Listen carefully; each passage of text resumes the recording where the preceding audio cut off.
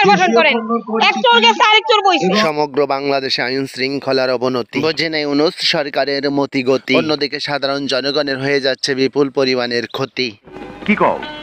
কি আর কব, সারা দেশে যা শুরু হইছে, হত্যা, খুন, রাহাজানি, চাঁদাবাজি, 6 বছরের শিশু আসিয়া ধর্ষিত হচ্ছে। এখনই বুঝতেছি না দামা ধরা ইউনূস করতেছেটা কি।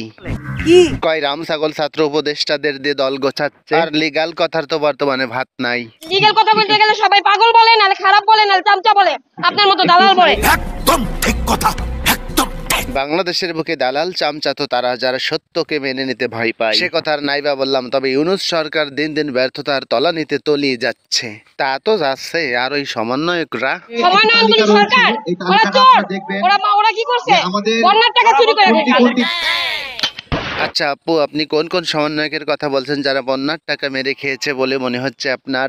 সাবজিৎ, তারপরে ওই নাহিদ, এরা, তারপরে যে আপনার কি বলে, ওই যে ঘুষখোর ইউনূস, ওরা চোর। জুতাটা বাইরে, তারপরে বাইরের কথা দরকার। একটা ভালো সরকার গঠন করেন। এক চোর গেছে আরেক চোর বইছে। আসলে বাংলাদেশটা বর্তমানে হয়ে গেছে চোরে চোরে মাস্তুতো ভাই। তাই তো আগামীতে ক্ষমতায় নতুন দলকে চাই। বিএনপি দেখছি, আওয়ামী লীগকে দেখছি, এরশাদের সময় তো আমরা ছোট বুঝি নাই, এরশাদের সময় তখন বুঝি নাই। এখন আমার মনে হয় ইসলাম আসাই ভালো। এই সাহসী বোনটি কিন্তু অত্যন্ত যুক্তিসঙ্গত কথা বলেছে। আর এই বোনটির কথার সঙ্গে কারা কারা একমত আছেন ছোট্ট করে কমেন্টে লিখে যাবেন।